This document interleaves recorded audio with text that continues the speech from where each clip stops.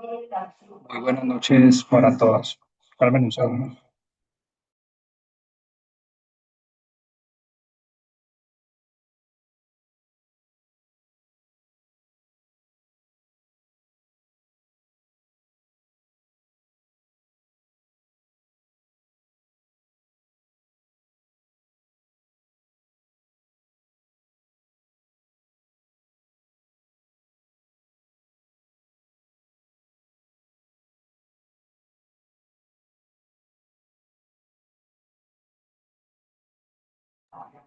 Vamos a comenzar con nuestro evento llamado Decisiones Inteligentes, cómo usar los datos para impulsar tu empresa.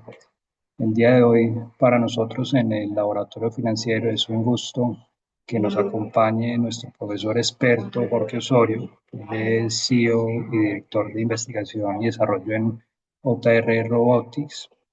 Además, es un experto formador en ciencias computacionales. Hoy vamos a estar explorando en este mundo de los datos aplicados a la empresa y no siendo más, profe Jorge, muchas gracias por acompañarnos y le doy la palabra para que comencemos a aprender. Daniel, muchas gracias por la invitación. Daniel, te propongo algo. Viendo que no somos tantos, y bueno, les propongo eso a todos para que esto sea menos acartonado, que no, no suelo ser tan formal. Vamos charlando, o sea, no esperar hasta el final si tienen alguna inquietud. Si quieren, me pueden interrumpir. Si no están de acuerdo conmigo, me lo dicen, obviamente, de la manera más amable posible, para que hagamos este espaciocito un poco más amable y lo podamos aprovechar de la mejor manera. ¿Les parece? Si hay alguien que no esté de acuerdo, Perfecto, que levante profe. la mano. Creo que todos estamos de acuerdo. Perfecto. Bueno, voy a compartir pantalla para ir aquí dando contexto. Ujú.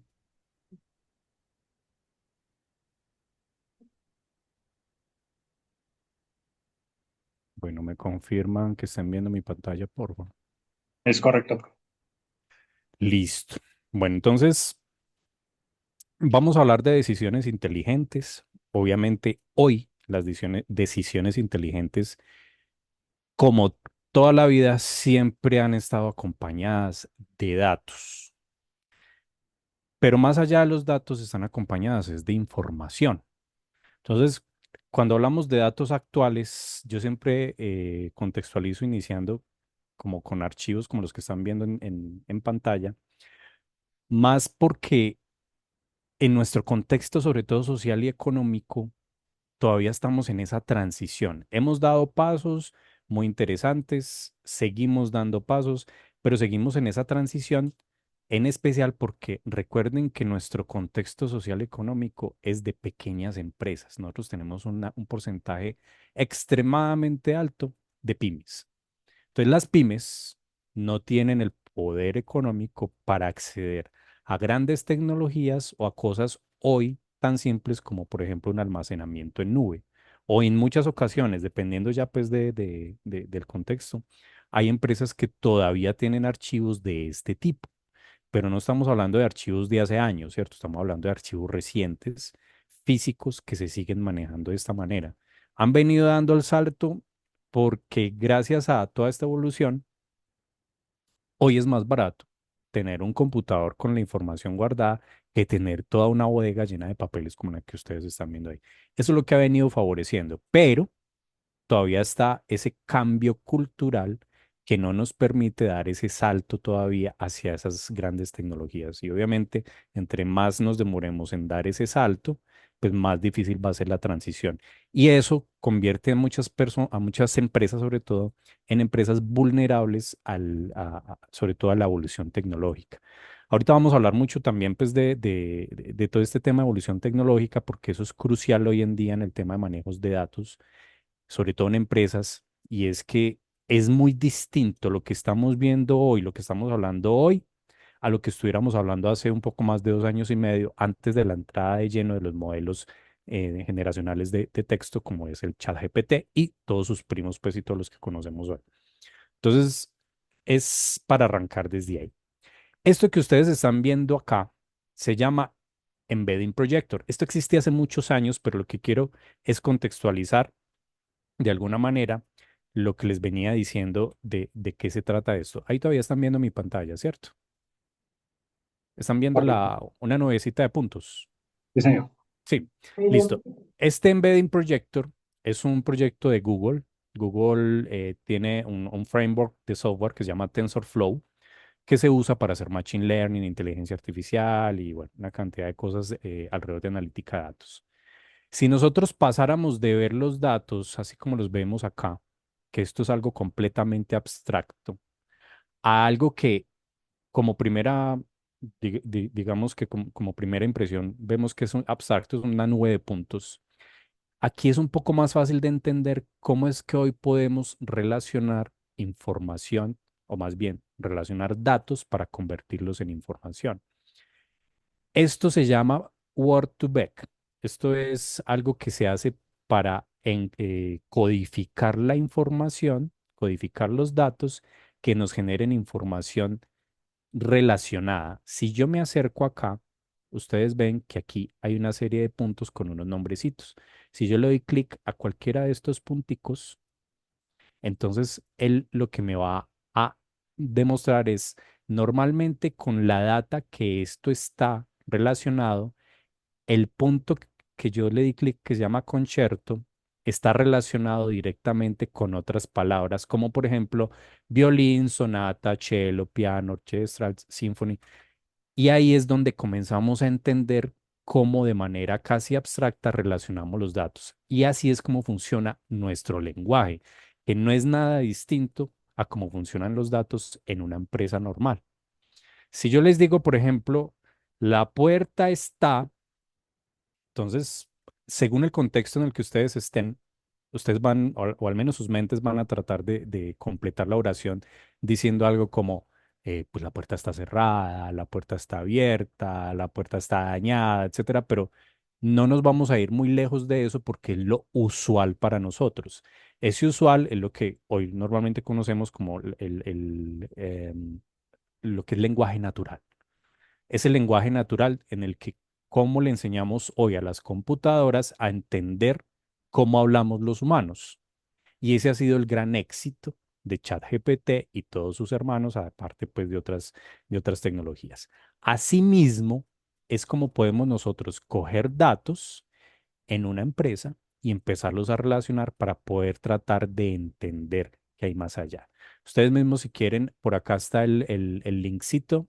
em, no sé, yo lo puedo pegar aquí en el chat. Sí, correcto. Les voy a poner por aquí el linkcito en el chat.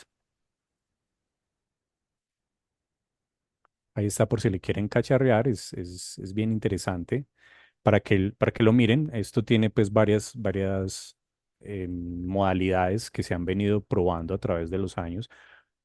Todo esto sale de Internet, de información de Internet. Hay unas que son de más información, otras de menos información. Hay unas que son, esta aquí es muy usual, esta es tiene que ver con unas flores. Se usa mucho en ciencia de datos para comenzar a entrenar en analítica de datos y es cómo se relacionan unas especies de flores que llaman iris. Entonces unas están relacionadas que porque el pistilo es más largo, que porque el pétalo es no sé qué, etcétera, etcétera. Entonces esta relación, viéndola de forma 3D, nos demuestra que tenemos un grupo muy definido en esta área y tenemos otro grupo muy definido en esta área, y así es como podemos diferenciar qué información tenemos a nivel general según pues la cantidad de variables que tengamos. Esto pues como introducción porque quería como darles un poco más de contexto frente a cómo funciona, digamos, de manera visual, que se pueda tratar de entender un poco más fácil cuando estamos hablando de datos y cómo los convertimos en información. En el que estaba funcionando hace un momento, regálenme aquí un segundito mientras carga, que a veces le toma un tiempo. Lo que vemos es qué tan relacionada, fíjense, este ya es mucho más densa, este tiene más información, qué tan relacionada está una palabra con cualquiera otra. Entonces, si yo le doy clic a cualquiera de estas por acá, yo puedo girar, buscar o incluso pues buscar aquí de forma manual. Eh, si yo le doy, a ver, démosle a cualquiera de estas aquí, Cyprinus. Entonces, con la data que esto está relacionada, me está diciendo que lo más relacionado que tiene esta palabra son estas que me aparecen aquí a la derecha. Esto es lo mismo que nosotros hacemos todos los días. En muchas capacitaciones les digo, todos somos analistas, lo que pasa es que no nos damos cuenta. Si ustedes van al supermercado, uno no va a mercar a ciegas, uno va a hacer pura analítica. Y la analítica es simple, pero es muy contundente, porque yo no voy al pasillo de los papeles higiénicos, a menos que ya tenga una marca muy bien definida, yo no voy y simplemente cojo una bolsa a ciegas y la echo al carrito, no.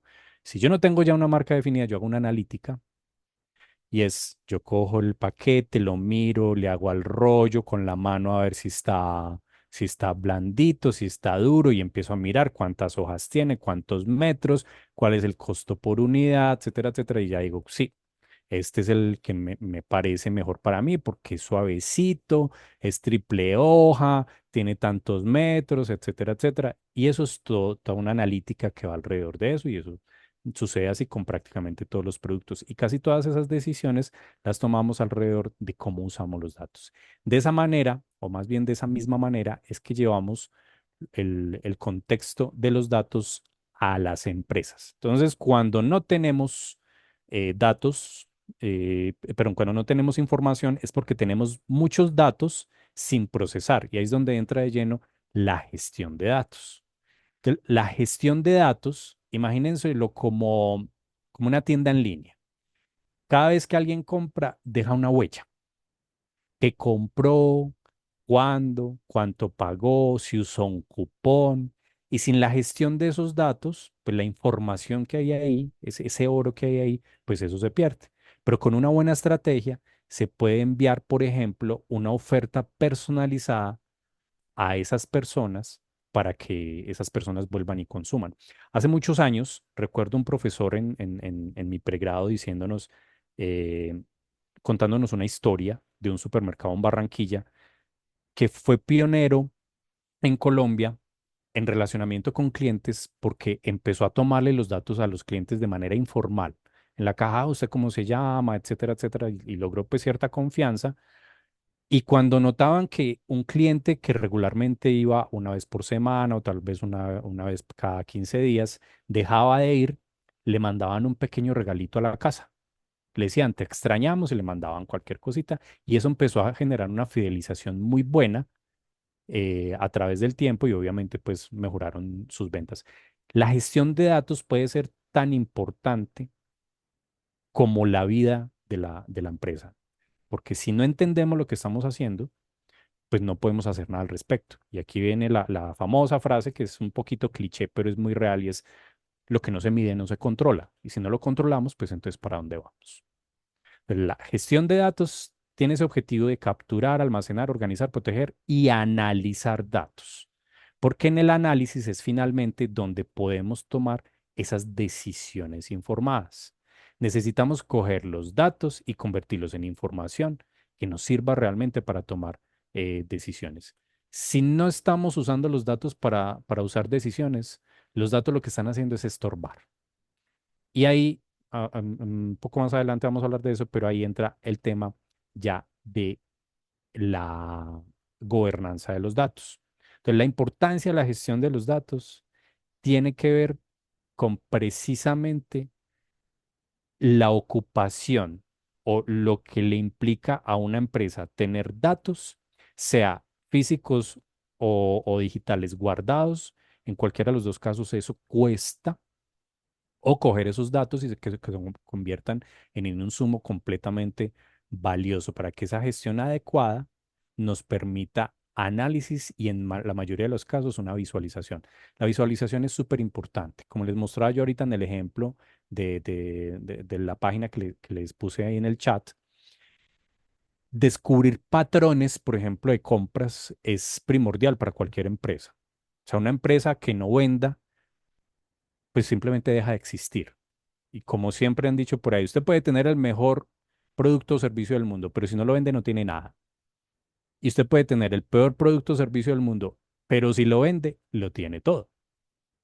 Y la mejor muestra de esa lo vendemos hoy en día. ¿cuántos de ustedes sean ustedes directamente o conocen a alguna persona cercana que haya comprado, por ejemplo, en Temu? ¿Hay alguien que no o que sí? Me imagino que al menos todos tienen a alguien por ahí. Yo me imagino que sí. ¿Por qué compramos en Temu? ¿Quién se atreve a responderme por qué compramos en Temu? Por lo general, por ejemplo, en mi caso fue un voz a voz, que uno empieza a reconocer por diferentes personas que tuvieron la experiencia, les fue bien, y hay un diferencial, digamos, en tema de precios, y ahí uno entra a ese mercado. Exacto. Entonces, ese diferencial es producto de un análisis básico de unos datos que te dijeron, si yo quiero un producto, mi mejor opción puede ser por acá, a pesar de los riesgos que está, de envíos, etcétera, etcétera. Pero llegaste hasta ese punto porque hubo una gestión de datos, así sea completamente informal, que te llevó a tomar una decisión informada para poder adquirir un producto. Entonces, eso es un patrón de compra, porque entonces hoy en día todos pensamos, necesito algo barato, Temu. O sea, uno no se va para Amazon. Bueno, por estos días que están en promoción y que el dólar bajó tanto y no sé qué, hasta yo he estado mirando en Amazon. Pero eso que les estoy diciendo precisamente de Amazon viene también de una toma de decisión. Ah, es que el dólar está bajito, Amazon está en promociones, entonces puede ser una buena decisión de compra. Eso es una gestión de datos, es simple, pero puede ser muy potente. Entonces, cuando usamos este tipo de plataformas, estamos haciendo una gestión de datos para tomar una decisión frente a una necesidad muy específica. La gestión de datos siempre va a estar relacionada con qué queremos con los clientes. Y a eso vamos. Entonces, primero vamos a entenderle el tipo de datos. Lo vamos a ver muy por encima y es, tenemos datos estructurados, tenemos datos no estructurados y tenemos datos semiestructurados. Para entender esto mejor, es más fácil mirarlo de esta manera. Piensen en una conversación por WhatsApp con un cliente. Entonces, llega un mensaje de texto, eso es un dato no estructurado. Si el cliente llena un formulario con su edad, gustos y otras cosas, ya se convierte en estructurado. O si yo cojo el mensaje de texto que me mandó el cliente y lo pongo en un lugar específico porque el cliente me está preguntando, por ejemplo, por zapatos, pero yo vendo zapatos, medias, pantalones, etcétera. Entonces yo ya lo estoy dando una estructura a ese mensaje. Pero si el cliente llena el formulario de yo tengo tantos años, estoy interesado en zapatos, vivo en tal parte, etcétera, eso ya es un dato estructurado. Si recibimos un correo electrónico, es un dato semiestructurado porque el correo electrónico tiene unos campos ya definidos del correo electrónico, la hora, el asunto, la persona que lo está enviando. Y eso ya nos da parte estructurada, pero parte no estructurada, que normalmente es lo que viene escrito dentro del correo. Entonces, todos esos datos valen, pero no requieren un tratamiento distinto. O sea, em, más allá de que es que por ser estructurado lo tengo que mirar así, lo tengo que mirar. O sea, cuando hablo de tratamiento es a lo que voy a llegar, porque el cómo lo proceso sí es distinto. El cómo proceso ese dato sí, porque pues es más difícil procesar un correo o un mensaje de texto donde me están echando un montón de carreta a simplemente una persona que llenó un formulario. ¿Por qué es esto tan importante? Les voy a poner un ejemplo que siempre menciono en muchas de estas charlas y es, ¿a ustedes les ha tocado llenar alguna de estas encuestas de marketing, donde a veces son incluso inmamables, porque para preguntarle a uno cualquier cosa hay que llenar 50 cosas? Esas encuestas tienden a ser muy valiosas para la persona de marketing, pero no para quien las está llenando, porque cuando uno es el que las está llenando, eso se vuelve un lío. Sin embargo, dependiendo del tipo de encuesta, se vuelve un lío adicional y es porque em, hay un campo que dice nombre, apellido, fecha de nacimiento, etcétera. Hoy en día usamos herramientas como, por ejemplo, pues si yo voy a poner mi fecha de nacimiento, le doy clic y sale un menú desplegable donde yo escojo el año. Si es un correo electrónico, pues el campo ya viene con un formato específico donde dice, oiga, si usted no pone la arroba, pues ese correo no existe. Entonces ahí se van minimizando partes de los errores. Pero hay una cosa que sucede mucho en este tipo de archivos y es cuando no se estructura ese punto donde trato de mitigar los errores, pasan cosas como barrio y es una casilla en blanco. Entonces uno escribe el barrio.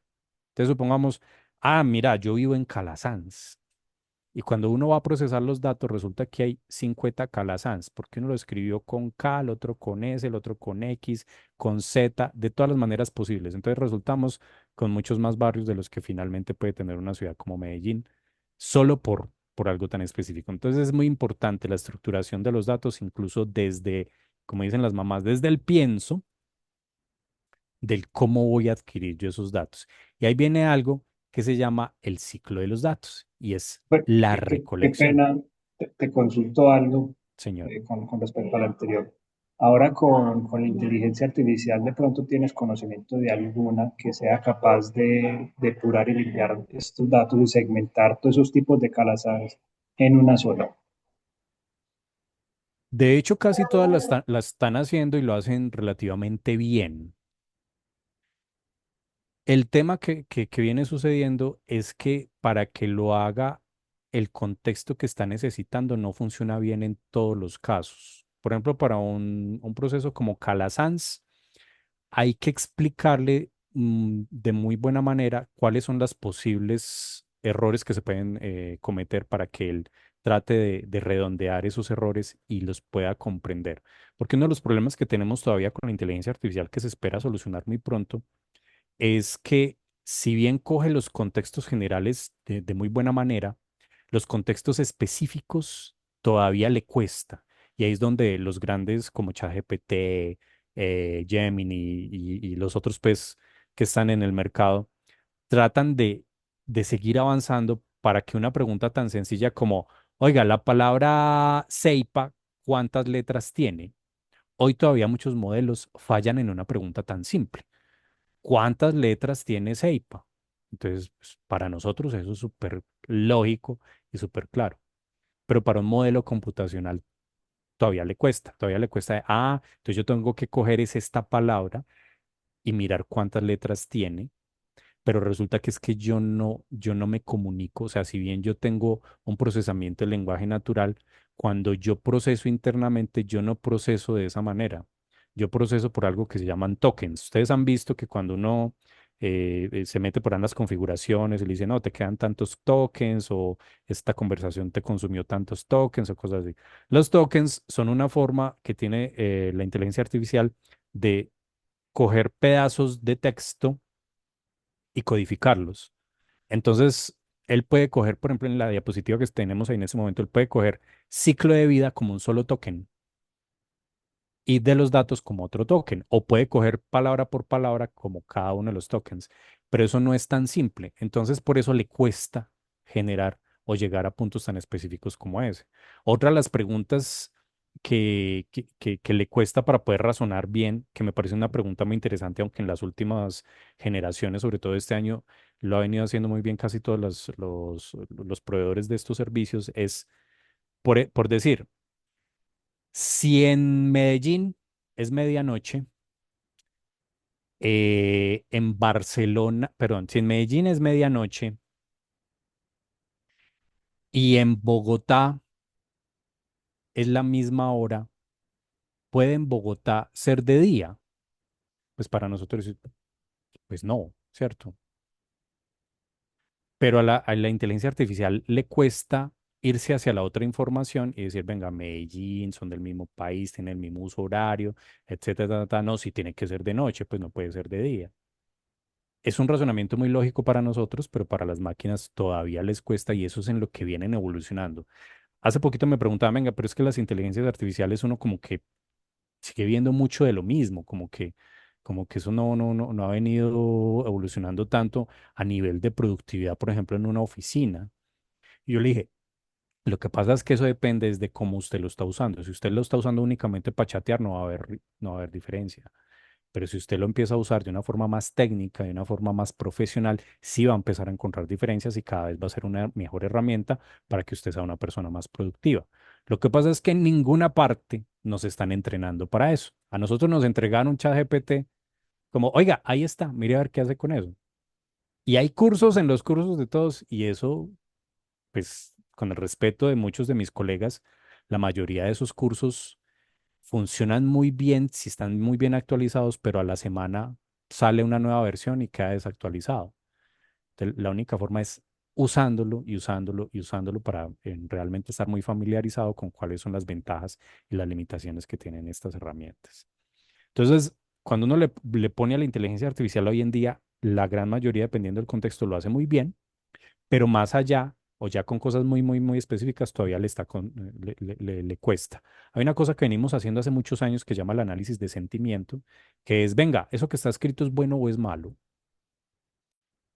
La inteligencia artificial hoy en día la hace muchísimo mejor que hace 2 años y medio, porque hace 2 años y medio usábamos algoritmos para tratar de analizar esa información que se usan mucho, por ejemplo, en marketing, para tratar de entender los comentarios de las personas que hacen, por ejemplo, de un producto, por decir Mercado Libre. Cuando uno se mete, ah, mira, me gustó este producto, ¿qué dice la gente? Entonces la gente hace comentarios, pero muchas veces la gente, por ejemplo, califica 3 estrellas y el comentario es buenísimo. Y uno como humano, ¿qué dice? Uno pone 3 estrellas, pero el comentario es buenísimo. ¿Qué sentido tiene eso? Entonces ahí es donde está el reto. Bueno, ¿yo cómo analizo eso? Yo cojo la información, yo la interpreto, etcétera. Yo como humano puedo decir, no, pues se le fue la mano en las estrellitas, le debió haber puesto más, me parece que es un buen producto y listo. Pero para la inteligencia artificial todavía venga, ¿cuál de los dos parámetros tengo que coger? Porque para un gigante como Mercado Libre o Amazon, pues imagínense cuántas de esos análisis tienen que hacer por minuto. Son una cosa loquísima. Algo tan simple como cuántas transacciones puede hacer una empresa como Grupo Éxito o de uno por hora. Eso es una cosa loquísima y son datos que están entrando todo el tiempo y ahí es donde conectamos aquí con la recolección. La recolección que les mencionaba ahorita también de cómo cogemos los datos tiene que arrancar, ojalá, desde antes de empezar el proceso. Cuando uno está en una empresa, ojalá si se puede desde antes de que nazca un proceso, es cómo vamos a recopilar los datos para poder hacer algo con ellos después, porque listo, yo los voy a recopilar y los tengo que almacenar. El almacenamiento generalmente es lo más fácil de solucionar. Uno en almacenamiento se va por dos vertientes muy definidas, o me voy por la nube o me voy por un disco duro local. Esas son las dos vertientes, los dos grandes vertientes hoy en día.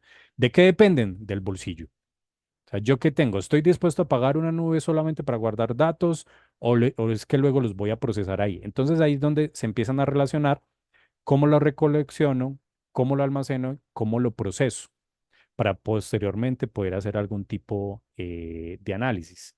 Entonces, si yo les pongo un contexto como, por ejemplo, una empresa de agroindustrial, entonces puede estar recopilando datos del clima, entonces ahí los recopila, hace una recolección, los guarda en la nube, ahí está el almacenamiento, los limpia y los filtra, ahí los procesa, los analiza para saber cuál es la tendencia de lluvias en ciertos periodos, por ejemplo, y luego los pone en un dashboard para poder visualizar de qué estamos hablando, que ahorita vamos a ver algo de eso, y luego decide qué borrar. Por ejemplo, cada año decide qué borrar. Eso es una gobernanza de datos. Entonces está, yo lo recopilo, yo lo almaceno, yo lo proceso, yo lo analizo, lo visualizo, y cuando lo visualizo es porque ya le estoy sacando valor a los datos. Desde el análisis, en parte ya le estoy sacando valor, pero cuando lo visualizo, que es tal vez la mejor forma de entregar la información que genera valor, ya estoy generando ese valor agregado a nivel general para que ya después yo diga, listo, pues yo puedo borrar datos, sí.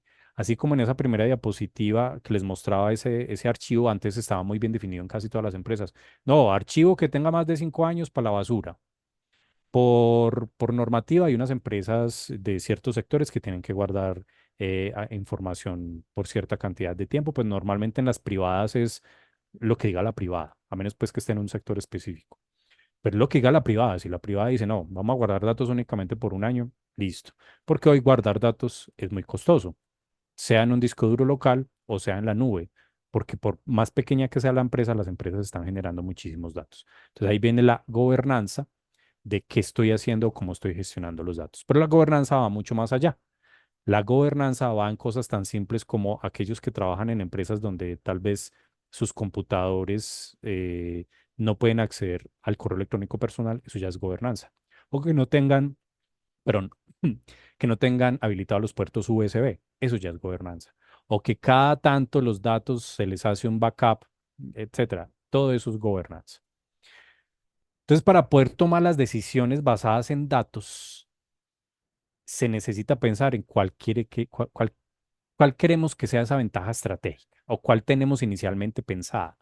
Digo yo cuál queremos porque no es fácil simplemente decir, pues miremos a ver qué nos entregan los datos, porque para que eso suceda así de una forma tan romántica, tienen que pasar muchísimas cosas y tiene que haber muchos expertos involucrados. Entonces es más fácil, venga, tracémonos un norte y miramos qué va pasando, que en la mayoría de los casos eso cambia. A medida que uno empieza a procesar los datos, se empieza a identificar oportunidades, empieza a detectar cosas y eso cambia. Entonces, mira, no, es que el cliente que pensábamos que era como nuestro nicho no va a ser ese, ¿cierto? Por decir, mira, es que somos una empresa de juguetes y en esa empresa de juguetes estamos convencidos que nuestros mejores clientes son los niños. Eso creería cualquier persona, obviamente los que tienen el contexto muy claro va a decir, no, eso no es así, sí, ya voy para allá, tranquilos. Entonces, cuando uno analiza los datos, se da cuenta, oiga, nuestros mejores clientes no son los niños, son los papás, porque ellos son los que tienen el poder de decisión. El niño es el que levanta la mano y dice, yo quiero, pero el poder de decisión son los papás. Entonces uno finalmente resulta es tratando de convencer al papá o a los papás. iPhone tiene una estrategia muy parecida. iPhone tiene una estrategia muy de, venga, como la mayoría de nuestros clientes son es adolescentes, entonces los adolescentes no tienen el dinero para comprarse el iPhone, sino que lo compran son los papás. Entonces todo el marketing lo apuntan es hacia los padres para que queden enganchados de una forma de estatus social, etcétera, etcétera. Eso, pues tiene otros matices, pero por ahí es la cosa. Entonces esa ventaja estratégica es la que nos entregan los datos. Entonces se recopilan, se les hace todo el procesamiento y se les empieza a sacar ese valor agregado para que tenga sobre todo una optimización continua y siempre basada en evidencia y por eso siempre se llaman decisiones informadas. Las decisiones informadas es porque yo tengo cómo soportar eso y esto a nivel gerencial lo es absolutamente todo. Una decisión gerencial sin un soporte es un capricho. ¿Que tenemos? Sí, claro, pues tenemos muchos gerentes tomando decisiones por capricho, pero en el momento que un gerente le tiene que rendir cuentas a una junta directiva, no les puede decir, no, pues se me ocurrió. No, la junta directiva le tiene que soportar la decisión y se la soporta con datos. No, es que mira, analizamos, este es el dato, esta es la gráfica y llegamos a la conclusión de que la mejor decisión era por ahí, por esto y esto y esto. Y ahí de ninguna manera tiene uno por qué rechazarle, por ejemplo, una decisión, una junta directiva. Si uno está tomando decisiones basadas en datos, generalmente es muy difícil. Es como cuando uno está en una discusión con argumentos. Cuando uno está en una discusión con argumentos, con unos buenos argumentos, nunca va a estar. Entonces yo pongo este muñequito del Buscaminas y muchas veces me preguntan qué tiene que ver. Yo les digo, cuando uno está jugando Buscaminas, para los que de pronto no han jugado, uno lo que está buscando son minas, ¿cierto? Está buscando bombas para no pisarla. Entonces, cuando uno presiona cualquier cuadrito, el cuadrito le aparece un número o le aparece vacío. Entonces, por ejemplo, en esta área que aparecen puros unos, significa que a cualquiera de los lados de ese uno hay una bomba, puede ser a la izquierda, a la derecha, etcétera. Entonces uno a la medida que va presionando, le va indicando, aquí también, aquí también. Entonces, acá, por ejemplo, en esta aquí donde estoy, tengo el mouse. El mouse sí se ve, no sé si en la presentación se ve donde muevo el mouse. Sí, ¿Sí se sí, ve? correcto. Sí, ok. Entonces, acá donde tengo el mouse, fíjense que me está indicando, oiga, acá hay una bomba a un cuadro de distancia. Entonces aquí yo ya puedo concluir, pues si es a un cuadro de distancia, entonces está acá. Así de simple. Entonces, así mismo son los datos. A medida que yo voy analizando, yo voy encontrando lo que se conocen como insights para yo poder tomar decisiones. Aquí, ¿cuál es la decisión? La decisión es, hombre, no presione ese botón porque hay una bomba y pierde. Así de sencillo es normalmente el tema de datos. Entonces, casos clave de uso, aunque les he mencionado muchas cosas. Personalización en marketing, que es lo que más les gusta a todas las empresas. Por lo mismo, porque es que si ustedes tienen definido el canal de venta, lo tienen absolutamente todo. Entonces, segmentar clientes, que es como lo deseable, es lo que primero piden en casi todas las empresas. Yo quiero segmentar mis clientes, entender mejor mis clientes para poder generar mejores eh, productos, servicios, etcétera. Optimización de inventarios y logística es tal vez la segunda en lo que más se usa y el mantenimiento predictivo. La optimización de inventarios y logística viene sacudiéndose mucho en este último año, sobre todo, porque si ustedes recuerdan, antes de pandemia teníamos el modelo justo a tiempo que estaba regado por absolutamente todo el mundo. El modelo justo a tiempo, de pronto quienes no están familiarizados, es únicamente voy a tener en stock lo que necesito para allá. Entonces, si mi capacidad de producción, por decir al día, son 1.000 unidades, entonces lo que yo tenga para 1.000 unidades, voy a tener una bodega únicamente para 1.000 unidades, de forma tal que a medida que me voy consumiendo, llegan los proveedores para suplirme únicamente esa necesidad de 1.000 unidades. Entre menos stock tenga, menos tengo que invertir, menos espacio, etcétera, etcétera. Un modelo japonés que ha funcionado, bueno, funcionó muy bien hasta antes de pandemia, ese modelo justo a tiempo para que todo funcione justo a tiempo, pero es una cadena que es tan fuerte como su eslabón más débil. Y en pandemia lo vivimos todos, y es que como el modelo estaba tan regado por todo el mundo, apenas cerramos el mundo, apenas cerramos fronteras, pues todos estos modelos se cayeron. Entonces, para las pequeñas empresas fue muy, muy perturbador, porque pues uno acostumbrado a que pues yo salgo y compro lo que necesito y resulta que salgo y así tenga con qué comprar, no tengo a quién comprarle, porque incluso el proveedor que normalmente me funcionaba mejor no tiene.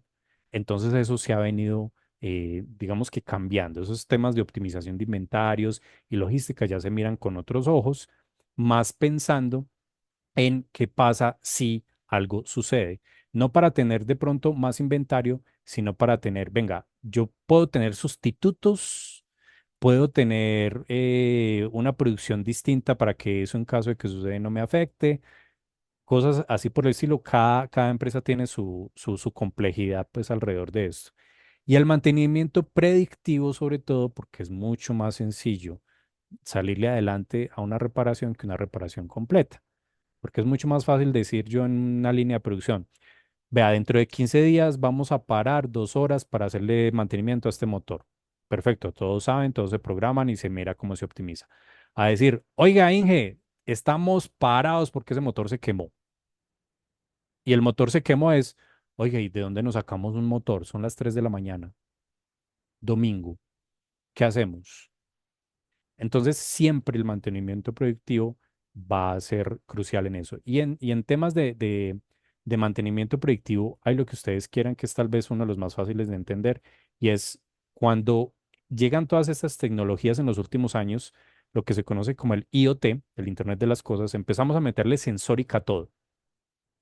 Entonces empezamos a meterle sensórica al motor, a la válvula, a la línea de producción en general, etcétera, a todas estas cosas que nos estén entregando información en tiempo real y nos digan cómo está. Nos diga, oiga, el motor X está vibrando raro.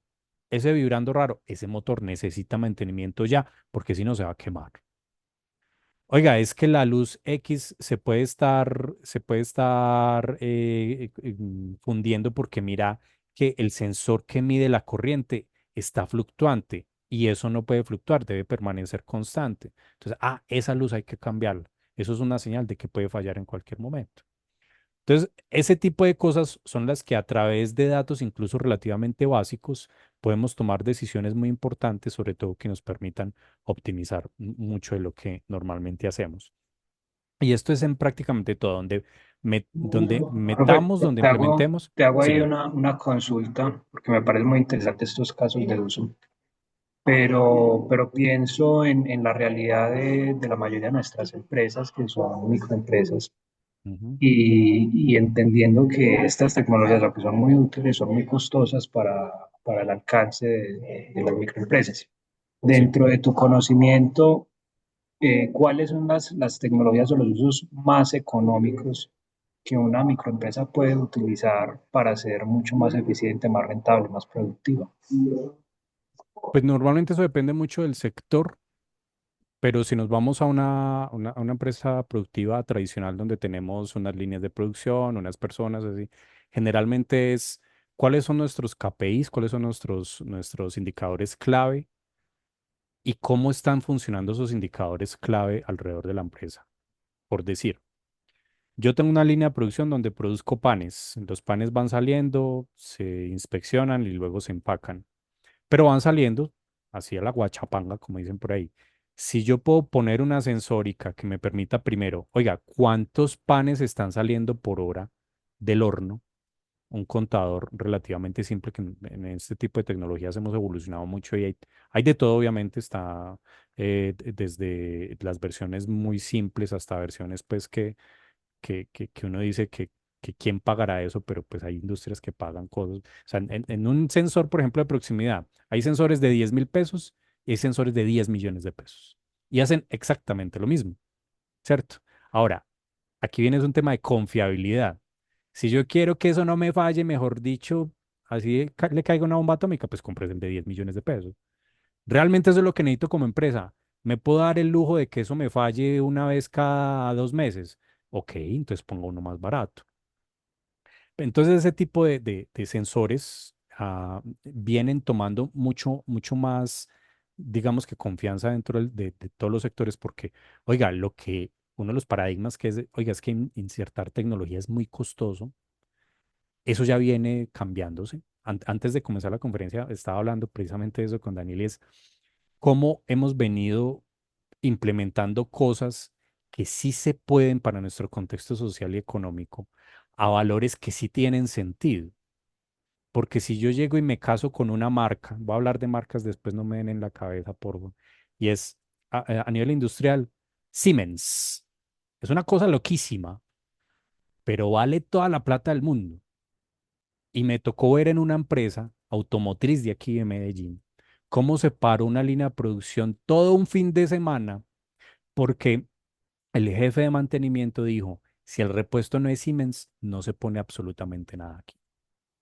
Como era fin de semana, no podían conseguir el repuesto tan fácil, finalmente lo tuvieron que traer de Bogotá, etcétera, etcétera. Pero eso implicó que a la empresa le costó una millonada enorme. Y después, claro, después mejor dicho, lo crucificaron de todas las formas posibles porque, oiga, ¿se podía solucionar? Sí. ¿Con baja confiabilidad? Sí. Y entonces ahí es donde, venga, ¿cómo podemos coger esas tecnologías en contextos sociales y económicos que no son tan robustos, donde implementemos tecnología que supla la necesidad sin necesidad de tener una inversión gigantesca, porque realmente hoy en día no es tan necesario. Y en eso aquí sí toca bajarle la cabeza y agradecerle a los chinos, porque fueron los chinos los que abrieron todo este tipo de mercados en tecnologías. Entonces hoy tenemos acceso a de todo, como les decía ahorita, desde lo de 10.000 pesos hasta lo de 10 millones de pesos. Ya depende cada uno cuáles son los riesgos que quiere asumir, porque la mayoría de las veces es si usted es capaz de contar y tener control de sus panes, entonces usted puede entender ya mejor, oiga, si yo en tiempo real puedo definir, yo estoy sacando hoy 100 panes por hora, entonces yo puedo definir del personal que tengo, voy a definir, no sé, 5 personas para empaque. Normalmente son 7, listo. Entonces esas otras 2 personas las voy a usar en calidad porque tengo problemas en calidad. Entonces, esas decisiones en tiempo real son ese valor agregado para el manejo y una gestión correcta de datos masivos. Obviamente eso requiere precisamente lo que venía aquí con esta diapositiva y es de ese diagnóstico inicial. Y es dónde se están generando los datos, que normalmente es en prácticamente cada cosa que se hace, cada cosa, cada aparato y cada proceso genera muchísimos datos. ¿Cómo los estoy almacenando, perdón? ¿Quién accede a esos datos? Si existen datos duplicados, inconsistentes, inaccesibles y si hay procesos manuales o automatizables. Eso hace parte del entendimiento que uno necesita para, ok, yo tengo datos, pero no los tengo de la mejor manera. Ok, estoy generando datos, pero tal vez no los estoy almacenando, entonces no está haciendo nada, ¿cierto? Tengo datos, los estoy almacenando, pero eso se queda almacenado y ya. Y los borramos por ahí al año, los tenemos ahí guardaditos por si acaso. ¿Quién accede a esa parte de lo de la gobernanza? Es porque, ok, yo puedo tener un montón de datos, pero hay datos que ya se van volviendo parte del know-how de la empresa, al que no debería tener acceso todo el mundo, entonces también hay que ser cuidadosos con eso. La limpieza de los datos que sí sean confiables, que ya lo hablamos hace un ratico, pero ahí donde los procesos son manuales, hay que mirar si son automatizables porque en muchas de nuestras empresas todavía seguimos llenando planillas. Entonces las planillas tienen hoy en día dos problemas que se han tenido toda la vida. Primero, el tiempo, porque se genera la planilla y después hay que digitalizarla. Y segundo, la confiabilidad de la planilla. Entonces, vuelvo al ejemplo de los panes. Resulta que tenemos es una persona con una planilla contando cuántos panes, el supervisor, contando panes allá. Sí, tantos, tantos, y mágicamente, por allá cuando digitalizan la planilla, resultó que, mira, casi todos los días son 500 panes, no sé qué. Mira, tenemos un día de 5.000 panes. Qué raro. ¿Qué pasó? Entonces empiezan a devolver. La planilla esa, si todavía la tienen, van y la revisan. No, está bien escrito. ¿Antes de quién fue el problema? De la persona que digitalizó. O al contrario, al supervisor se le pudieron haber ido las luces y poner un cero adicional. Entonces, todo lo que pueda ser automatizable nos mitiga el error humano. Y ese es el gran boom de hoy que está pasando con todo esto de la cuarta revolución industrial desde hace varios años y más hoy con la inteligencia artificial, porque hoy es más fácil automatizar procesos, al punto en el que ustedes pueden coger, darle una pequeña descripción de su proceso o de su empresa a la inteligencia artificial y preguntarle, mira, tengo este proceso, esto así. ¿Qué datos crees que serían útiles para mí para mejorar la productividad? Y te va a botar un montón de cosas. Te puede servir todo o no te puede servir nada, pero eso es mejor que antes que necesitaba uno el super experto que vale yo no sé cuántos millones la hora para llegar y decirle, oiga, es que usted lo que tiene que hacer es cambiar esa planilla por una tablet para que no se equivoquen. O es más, ni siquiera una tablet, póngale eso a un sensor, un contador, para que sea el contador el que vaya pasando los datos directamente allá. Entonces, hoy en día eso es lo que viene cambiando a nivel general, todo eso. Entonces, entender riesgos, cuellos de botella, oportunidades, etcétera, es, es ese primer paso, ese diagnóstico para entender cómo voy yo a gestionar los datos en una empresa. En la implementación, la definición del objetivo, yo soy un sirirí, como dice mi mamá, con este tema de la definición de objetivos, porque un objetivo mal definido no nos dice nada. Entonces, ¿qué queremos lograr con los datos? Entonces, cuando uno llega a una empresa, vean, esto es más real de lo que uno quisiera. Ustedes llegan a una empresa que nunca se ha puesto a analizar datos y vamos a conformar un grupo de analítica y contratan dos o tres personas de esos que se sientan en los supercomputadores con audífonos grandes, que son los supertesos, que se ganan 12 millones de pesos cada uno. Son los superanalistas, les dicen, ¿qué queremos lograr con los datos? Y, no, entonces les dicen, queremos mejorar la productividad. Ah, qué bueno, sí, listo, pues todo el mundo quiere mejorar la productividad. Pasaron 3 meses y llega el gerente, oiga, al fin, ¿qué pasó? Oiga, sí, vea, la productividad mejoró 0,00003%. ¿Se cumplió con el objetivo? Sí. Ah, qué maravilla. ¿Y cuánto nos ha costado todo eso? Entonces, el tema de los objetivos a nivel productivo esto suena a cliché, pero a esto hay que trabajarle mucho y es, si usted está entregando un objetivo a cualquier subordinado o está recibiendo, ese objetivo tiene que ser medible en tiempo y en cantidad, si no, no está haciendo nada. Entonces usted le tiene que decir, vamos a mejorar la productividad en 30 días el 1%. Ah, eso es una cosa muy distinta. Entonces empiece a analizar cómo es que van a lograr eso. Entonces ahí es donde están esas grandes diferencias para poder, por ejemplo, incrementar ventas, pero en cuánto y en cuánto tiempo, reducir costos logísticos en cuánto y en cuánto tiempo, mejorar experiencia del cliente. Este es más subjetivo, pero yo acá lo que les digo es, usted primero, ¿cómo define la experiencia del cliente? Entonces, vámonos a un caso muy fácil de entender. Mercado Libre. Entonces, cuando uno va, pues lo ideal es que todos pongan 5 estrellitas, ¿cierto? Esa es mi experiencia del cliente. Ya lo de los comentarios y eso ya es otra historia, pero supongamos que nos vamos a concentrar en las estrellitas. Entonces yo quiero que mi experiencia del cliente sea de 4 estrellas para arriba. Ok, ¿qué está pasando? ¿Por qué no tenemos de 4 estrellas para arriba? Entonces ahí sí metas en los comentarios, analice los comentarios para que sepa dónde es que tiene inconvenientes, haga un buen diagnóstico de esos inconvenientes para poder actuar frente a eso y ahí ya con esos datos, con ese soporte, usted puede tomar una decisión informada para decir, oiga, es que tenemos vendedores muy, muy malos, groseros. Entonces ahí ya, ok, si es que los vendedores, mira que se quejan de los vendedores por esto o aquello, y así. Entonces, a la final todos queremos una mejor productividad, pero de ahí para allá, mejor dicho, eso le cabe, como dicen por ahí, un tren de lado.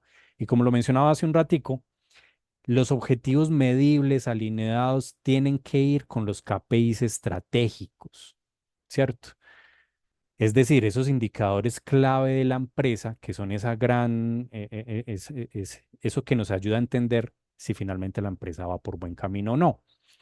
De hecho, aquí hay una historia que se cuenta mucho cuando se habla de KPIs, tal vez ya la hayan escuchado, y es a los pilotos, más allá de entrenarlos de cómo manejar un avión, que hoy en día todavía incluso es más fácil porque están muy computarizados, el entrenamiento de ellos va más allá, es analizar los datos de esa cantidad de relojitos y numeritos que tienen las cabinas. Entonces, ellos se acostumbran a revisar unos KPIs, que son los indicadores claves del vuelo: altura, presión, velocidad, etcétera, etcétera. Si alguno de ellos se empieza a comportar mal, entonces ellos están entrenados. Es el de la presión.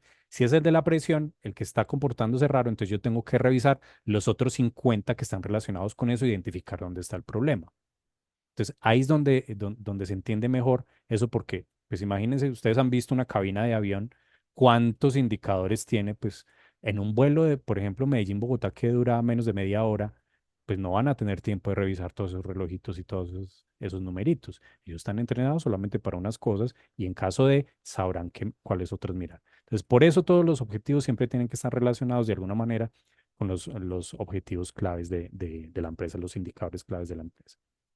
Y aquí viene ese tema de la ejecución y la medición, porque si yo planteo ese objetivo, yo tengo que tener muy claro si a la hora de la medición si estoy haciendo lo que es. Entonces, supongamos que volvemos a los sensores de planta, podemos monitorear tiempos de operación.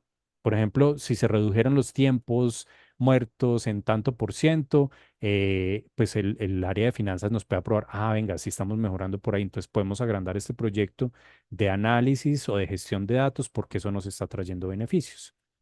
Y a veces suceden cosas muy básicas. Les voy a contar una historia real que nos pasó a nosotros, y es en una empresa de flores de aquí del Oriente Antioqueño, eh, en lo que se conoce como post cosecha. O sea, las flores se cortan, se llevan a una parte que se llama post cosecha, que es donde se terminan de organizar y empacar para empacarlas para exportación. En esa post cosecha, generalmente hay muchas personas, sobre todo cuando son fechas especiales como Madre, San Valentín, etcétera. Hay muchas personas trabajando y hay una logística muy compleja. Una de estas empresas se acercó y nos dijo, yo quiero medir los tiempos muertos. Y resulta que la medición, dijimos, ok, ¿cómo quiere usted medirlos? Y como era tanta gente, yo le dije, pongamos una pantalla de forma tal que cuando la persona quede en tiempo muerto, la persona que está empacando, y le indique a la pantalla por qué se le paró el trabajo. Entonces se encendía una baliza de varios colores que le avisaba a los patinadores, que son los de insumos: oiga, estoy parado porque se me acabaron las cajas, se me acabaron los cauchos, los plásticos, me quedé sin flor. O sea, eran muchos los motivos, pero sucedió algo muy particular, y es que el dispositivo, la única intención era medir los tiempos muertos. Y en menos de un mes, la eficiencia operativa de esa área mejoró el 20%, solamente por medir los tiempos muertos. De lo que nos dimos cuenta es que los operarios se sintieron amenazados por el dispositivo y dejaron de echar tanta cháchara con el vecino, dejaron de, como dicen por ahí, de jugar tanta maturranga y mejoraron su propia productividad, entonces eso se disparó únicamente con eso. Entonces, ahí es donde hay que ser muy estratégicos con esa medición de resultados, porque fíjense que queríamos medir tiempos muertos y resultamos mejorando únicamente con la medición. Algo que finalmente, oiga, es que en la pantalla no estaba, oiga, estoy en tiempo muerto porque estoy chismoseando con el de al lado. Eso no estaba en la pantalla, pero se sabía que eso pasaba. Lo que pasa es que fue un efecto bastante eh, interesante pues, de lo que pasó. En, ya para ir terminando, la gestión de datos finalmente es una gestión de valor. Como les decía, si tenemos datos, generalmente hay valor en los datos. Si hay un proceso, hay datos generados y esos datos son valor. Esto a la larga, yo siempre les digo, esto es lógica, esto es muy de sentido común. El problema es que es normalmente lo que menos usamos, ese sentido común. Esto se resume en eso, en sentido común de qué hacer o cómo implementar lo de los datos. Y aquí vamos al tema de visualización que es tan importante. El tema de visualización, eh, por acá, el tema de visualización, permítanme aquí. Entonces, ahorita les paso este linkcito también, pues esto es solamente un demo de una de tantas cosas para hacer dashboards. Entonces, aquí, por ejemplo, esto es un dashboard de desempeño. Entonces, con algo tan simple como, oiga, yo puedo aquí darle clic a ver únicamente lo que es del país. Ah, sí, mira, entonces estamos vendiendo. En la central es donde más vendemos, porque en la sede noreste, no, estamos muy bajitos allá. Entonces, ¿por qué? Bueno, el por qué ya es otra cosa, porque el por qué ya toca entonces empezar a mirar otros datos, como el ejemplo que les ponía del piloto.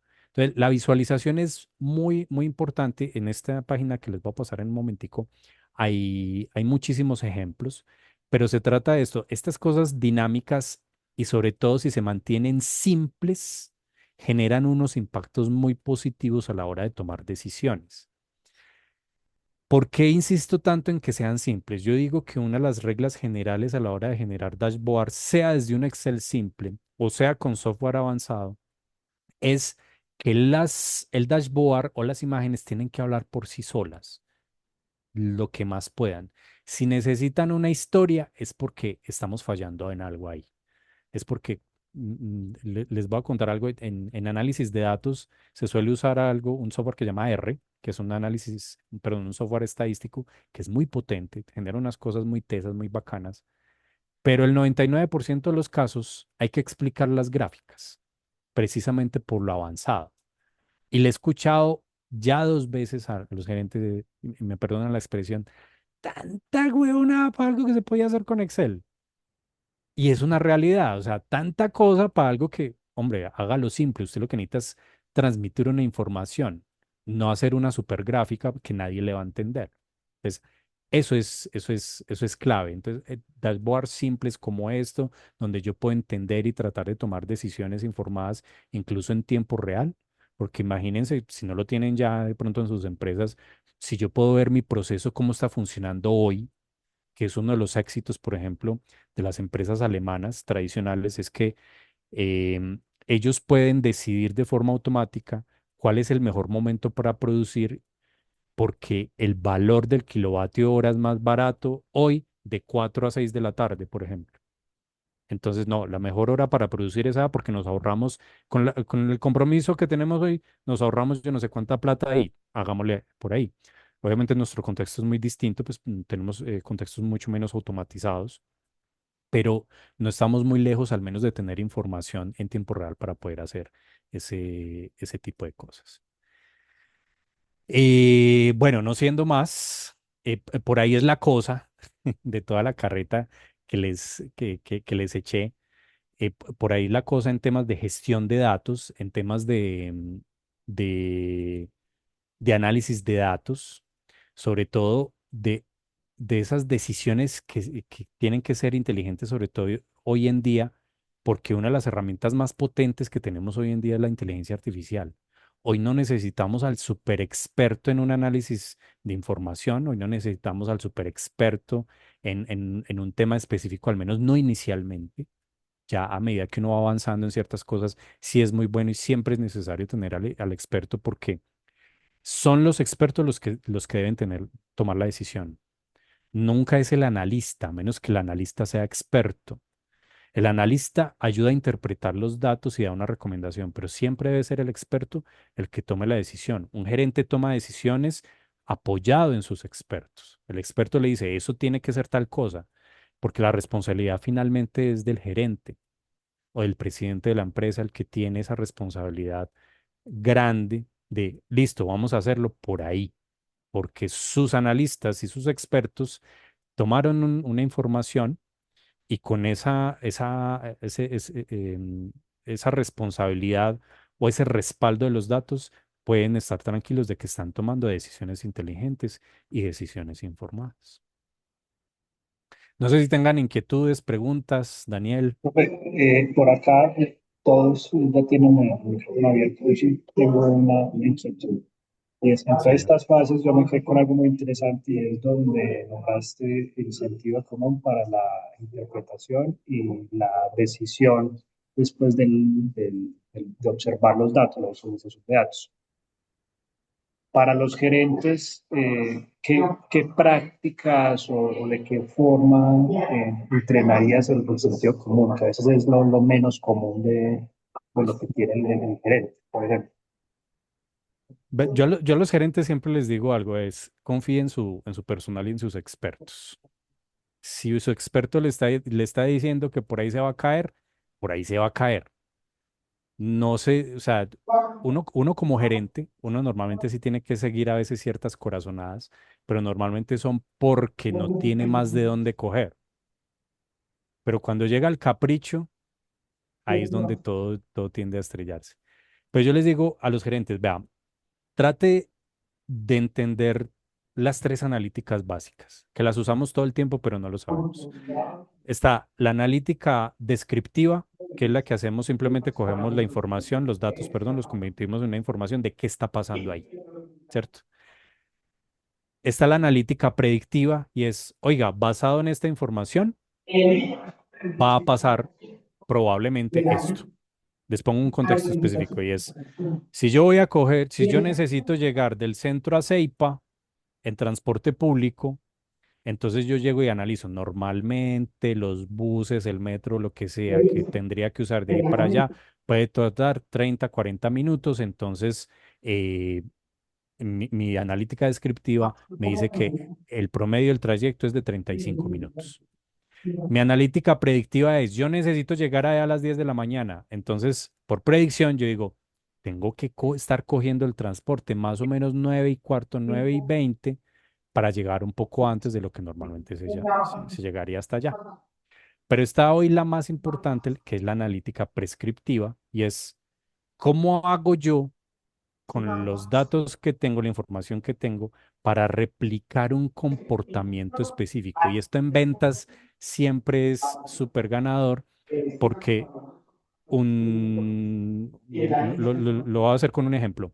Un hotel X descubrió que el fin de semana de un mes específico tuvo muy buena ocupación, pero no saben por qué.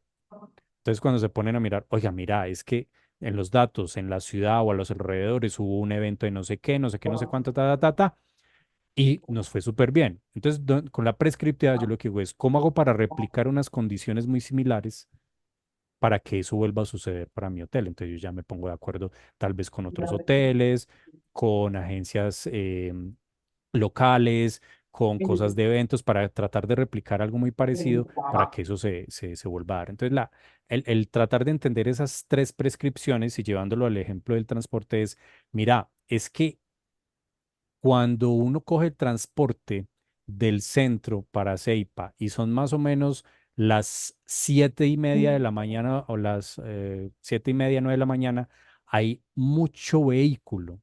Entonces ahí cambia todo y la prescripción me dice es, oiga, si usted quiere replicar que se demore solamente 40 minutos, entonces no coja carro a las 7:30 de la mañana. Espere hasta las 9 10 de la mañana, que ya hay menos tráfico para poder usted llegar hasta allá. Entonces, recordando son la analítica descriptiva, la analítica predictiva y la analítica prescriptiva, que son las tres analíticas normalmente que nos ayudan a entender mejor ese sentido común que normalmente no usamos, que comúnmente no usamos, como decías ahora, que comúnmente no usamos, pero que nos ayuda a entender, esas corazonadas no son tan corazonadas. Hay todo un proceso cognitivo entre analítica descriptiva, predictiva y prescriptiva, que es la que me ayuda a tomar ese tipo de decisiones. Entonces, primero lo de los expertos y segundo, entender un poco mejor esos conceptos que les acabé de mencionar. Perfecto, profe. Yo por aquí creo que no tengo más preguntas, pues no queda más que agradecerte, profe. Yo creo que todos nos llevamos con bastantes premisas de valor para nuestra formación y también para los emprendedores. Pues ahí para la Universidad de la Empresa y es muy útil entender esto, cómo la analítica de datos nos puede ayudar a mejorar eficiencia, rentabilidad y productividad. Profe, espero vernos en una próxima ocasión y nuevamente Claro que muchísimas sí. gracias por acompañarnos. Con mucho gusto, muchísimas gracias por la invitación y un saludo a todos. Espero que se vayan con alguna pildorita ahí adicional. Así fue, profe. Muchísimas gracias. Feliz noche para Bueno, todos. hasta luego.